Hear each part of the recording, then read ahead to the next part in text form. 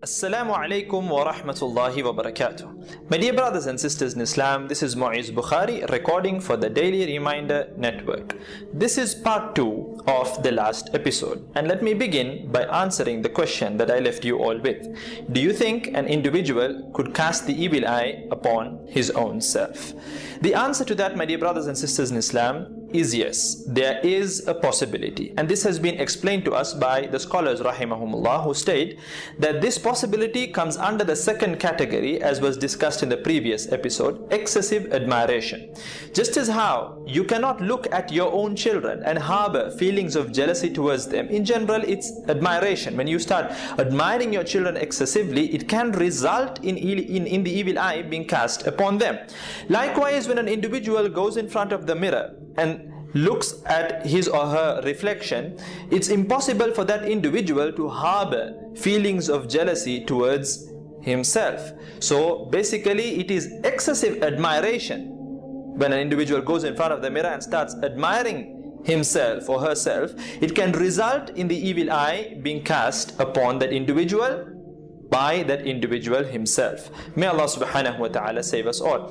Let me give you a real life incident that took place. There was a caliph, a young caliph by the name Sulaiman ibn Abdul Malik. He was a young, handsome caliph.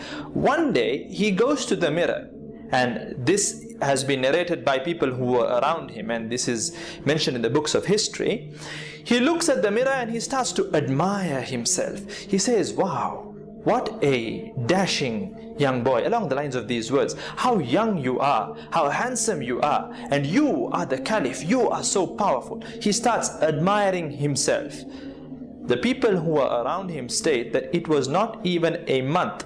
A month did not pass by after him uttering such statements that he suddenly and very mysteriously passed away. Allahu Akbar. There's another incident. It doesn't talk about self-admiration, but then again about excessive admiration in terms of children. Urwa ibn Zubayr rahimahullah, once he dresses up his child, his young boy, he dresses him up very well, and he takes him, the young child, he takes him to the house of the caliph at that time, who was Walid ibn Abdul Malik. He takes him to his house, and the minute the caliph saw the boy, he admires the boy and he says, beautiful clothes you're wearing, you have, dressed the child so beautifully, you're wearing such beautiful clothes.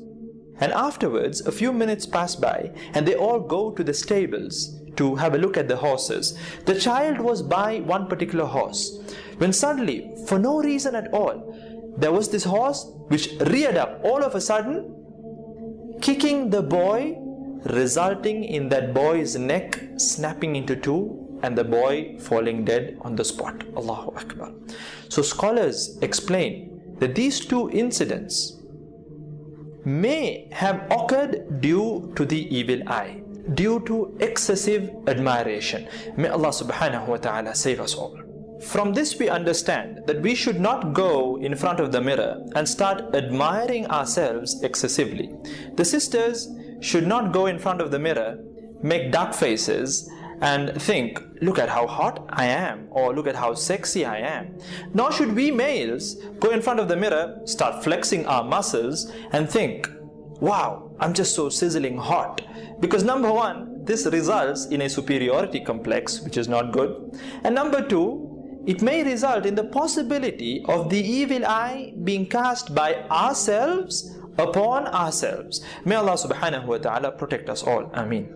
Now let me mention an action item or two in the form of a dua that can be read to protect ourselves from the evil eye of others. Number one, أعوذ بكلمات الله التامات من شر ما خلق. Let me repeat.